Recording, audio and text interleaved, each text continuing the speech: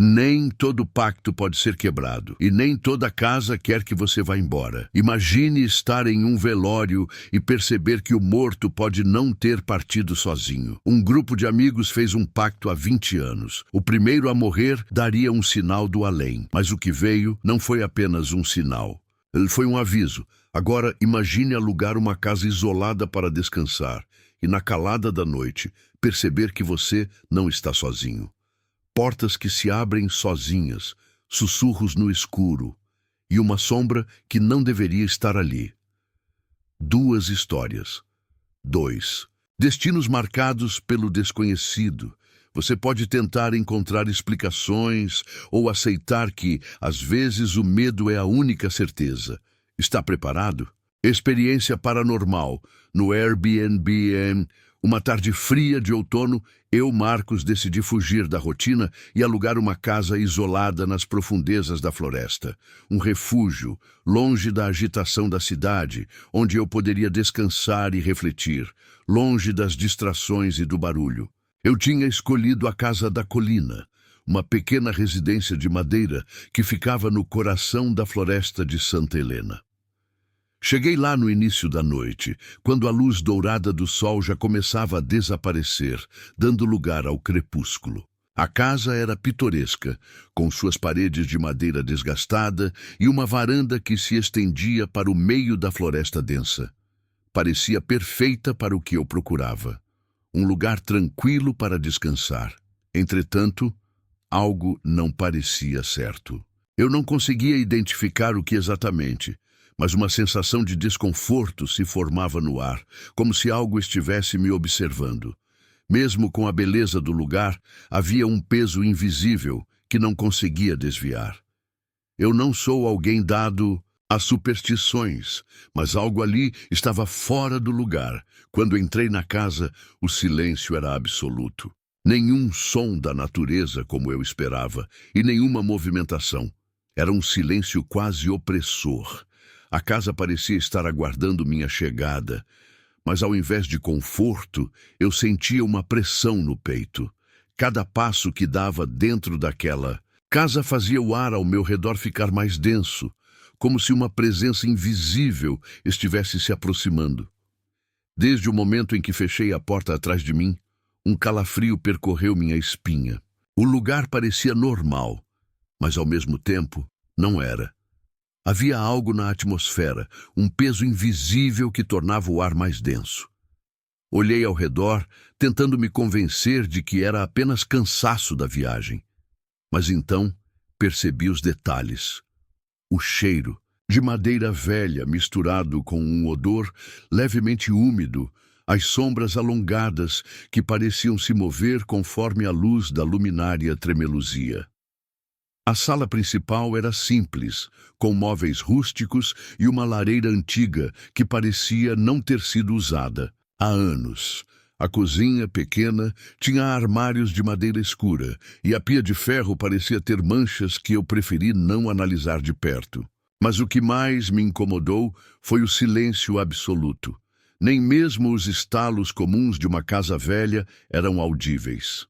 O mundo lá fora parecia distante, como se a floresta tivesse se fechado ao meu redor. Enquanto explorava os cômodos, um detalhe me chamou a atenção. Todas as portas e janelas tinham trincos reforçados, como se os antigos moradores tivessem um motivo para querer manter algo do lado de fora, ou do lado de dentro. Meu coração acelerou por um instante, mas tentei rir de mim mesmo. Deixe de ser paranoico, Marcos, murmurei.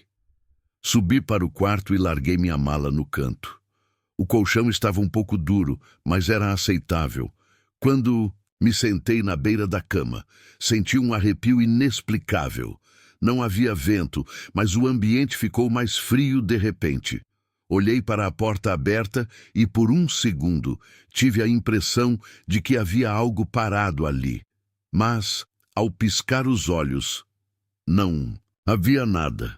Apenas um corredor escuro e silencioso, me esperando. A primeira noite na Casa da Colina foi tudo, menos tranquila. Eu havia me deitado tarde, após tentar distrair minha mente assistindo a vídeos no celular. O silêncio absoluto da casa me incomodava, mas ignorei e fechei os olhos. O sono veio rápido, mas não durou muito. No meio da noite, algo me despertou. Um barulho suave, quase imperceptível. Abri os olhos e fiquei imóvel, ouvindo com atenção. O som parecia vir do corredor, um rangido, como se alguém estivesse empurrando uma porta lentamente. Meu coração disparou. Deve ser o vento, pensei. Mas então lembrei. Todas as janelas estavam fechadas. Sentei-me na cama, forçando minha visão na escuridão. Foi quando vi, no canto do quarto, perto da porta, uma sombra. Uma figura alta, imóvel, que parecia me observar. Não era uma sombra. Projetada por um móvel, eu tinha certeza. Ela estava lá. Fiquei paralisado, o coração martelando no peito. A figura não se movia, mas eu podia sentir sua presença, como se o próprio ar ao meu redor estivesse se fechando. Tentei acender a luz do abajur ao lado da cama, mas meus dedos tremiam tanto que demorei a encontrar o interruptor. Quando a lâmpada finalmente brilhou, o quarto estava vazio. Nenhuma sombra, nada fora do lugar, mas a porta do quarto, que eu tinha certeza de ter fechado antes de dormir, agora estava entreaberta. Permaneci ali, respirando fundo, tentando convencer a mim mesmo de que era apenas minha imaginação pregando peças. Mas no fundo, eu sabia que não era. Algo estava ali comigo naquela casa. Permaneci sentado na cama por longos minutos, tentando acalmar meu coração acelerado. Foi um sonho, pensei. Ou uma ilusão causada pelo cansaço.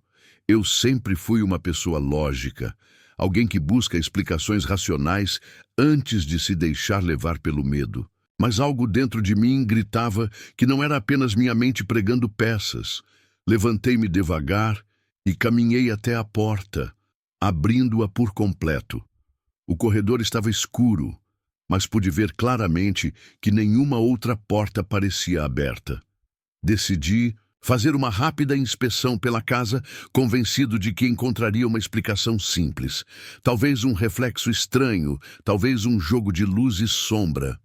Desci as escadas com passos cuidadosos e foi então que ouvi um som baixo vindo da cozinha, como se alguém estivesse mexendo em algo.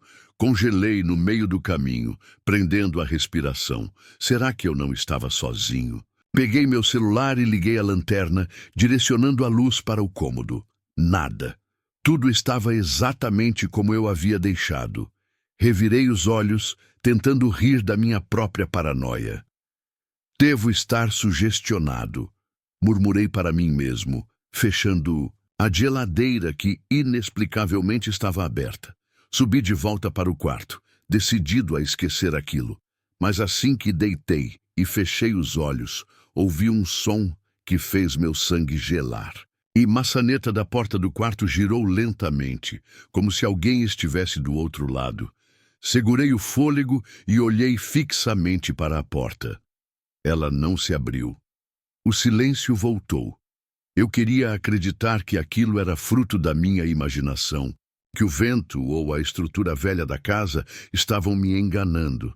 Mas cada parte do meu corpo dizia o contrário. Algo estava ali. E pior, parecia querer que eu soubesse disso. O silêncio voltou a dominar o quarto, mas meu corpo continuava tenso. Eu não sabia se deveria correr, gritar ou apenas ficar imóvel. Minha respiração era curta e o coração batia tão forte que eu podia ouvi-lo. A maçaneta não se moveu mais, mas a sensação de que algo estava do outro lado da porta era insuportável. De repente, um frio intenso tomou conta do ambiente. Não era uma brisa ou algo passageiro. Era como se o próprio ar tivesse sido drenado da casa. E então eu senti. Algo estava ao meu lado. Virei a cabeça devagar, com medo do que encontraria.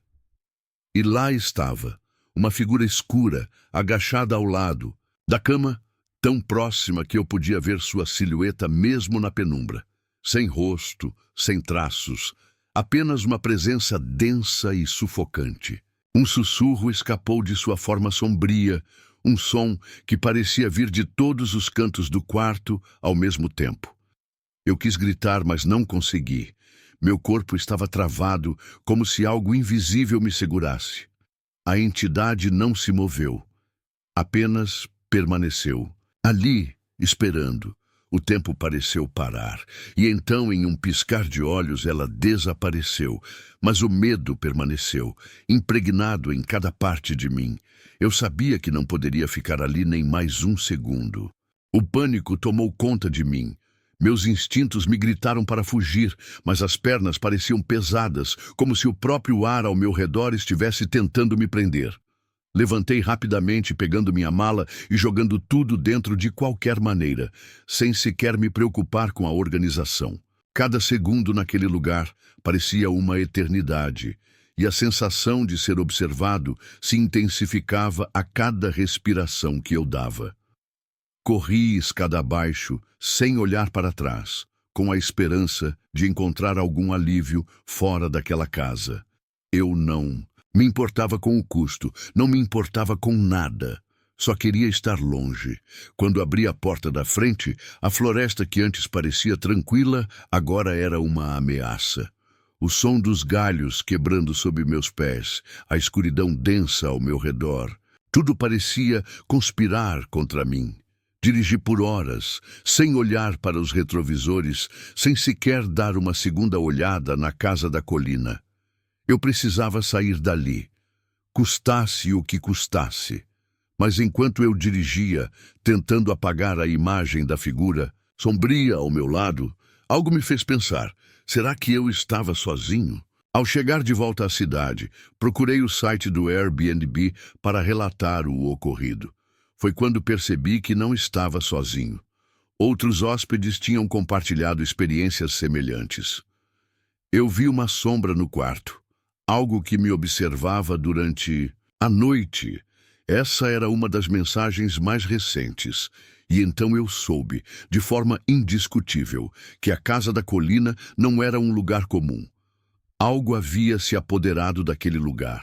Agora, toda vez que fecho os olhos, posso sentir aquela presença, como se ela estivesse sempre me esperando em algum lugar, nas sombras da floresta. O pacto e a morte de Elias à tarde estava abafada, com nuvens pesadas cobrindo o céu, e o som abafado dos passos ecoava pelo salão do velório. A sala estava silenciosa, exceto pelo murmúrio baixo dos poucos presentes. Ao redor do caixão de Elias estavam 4 amigos, Igor, Celina, Luana e João. A dor de perder alguém próximo parecia mais forte no ar do que a presença da morte em si. Não posso acreditar que ele se foi. É surreal, disse Igor, olhando fixamente para o caixão. Seu olhar estava vazio, como se esperasse que Elias, de alguma forma, levantasse e dissesse que tudo não passava de uma grande brincadeira. Mas não era brincadeira. Elias estava realmente ali, imóvel, e isso estava acontecendo. Você lembra da última vez que ele disse algo sobre isso? Perguntou Celina, com os olhos marejados. As palavras dela quebraram o silêncio, e todos, sem o querer, voltaram suas memórias para os dias em que estavam juntos, rindo e fazendo planos para o futuro. Mas o que ninguém esquecia era o pacto. O pacto feito há tantos anos, uma promessa feita entre eles que, no fundo, todos achavam que nunca seria cumprida. O pacto de que, quando o primeiro deles morresse, um sinal seria dado.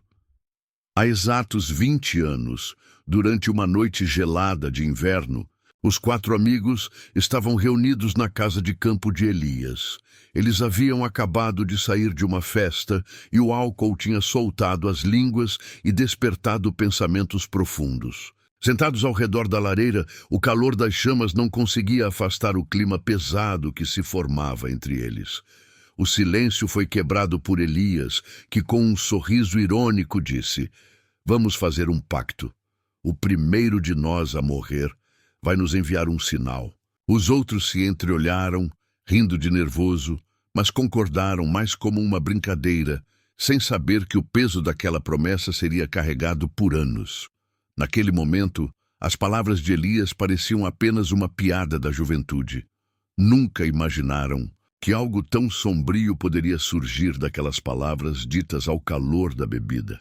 Agora, após a morte de Elias, aqueles mesmos amigos estavam ali, de pé, ao lado de seu caixão, lembrando-se do pacto e perguntando se era possível que aquilo fosse real. O sentimento de inquietação começava a crescer dentro deles, mas ninguém ousava admitir em voz alta. A pergunta pairava no ar. Se um sinal realmente fosse dado, o que seria? E seria isso apenas uma coincidência ou algo realmente sobrenatural? Antes de falecer, Elias se tornara um homem diferente. Ele passava noites insones, sempre com um olhar distante e perturbado. Contava histórias estranhas, sussurrava sobre presenças invisíveis que o observavam e dizia ouvir vozes baixas chamando seu nome, mesmo quando estava sozinho. Ele falava de sombras que se moviam pela casa, atravessando as paredes, e de um frio que o envolvia, inexplicável e gelado. Para seus amigos, tudo isso parecia um produto de uma mente cansada, de alguém que estava passando por um estresse profundo. Mas havia algo em seus olhos, um medo palpável que não podia ser ignorado. Na última vez que se encontraram, Elias, com uma expressão de pavor, fez uma última revelação. "Eles estão me seguindo", ele dissera, suas mãos tremendo. "Não, é paranoia. Eu sei que algo está esperando." Seus amigos ficaram desconcertados. Quem ou o que ele estava vendo?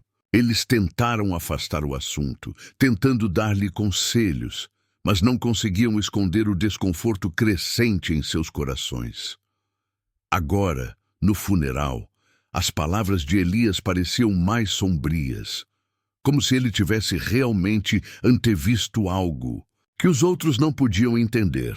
Após o enterro de Elias, os amigos começaram a se questionar se o que ele dizia realmente tinha algum fundo de verdade. Era impossível negar que algo estranho pairava sobre eles desde que ele faleceu, mas eles tentavam, a todo custo, racionalizar os acontecimentos.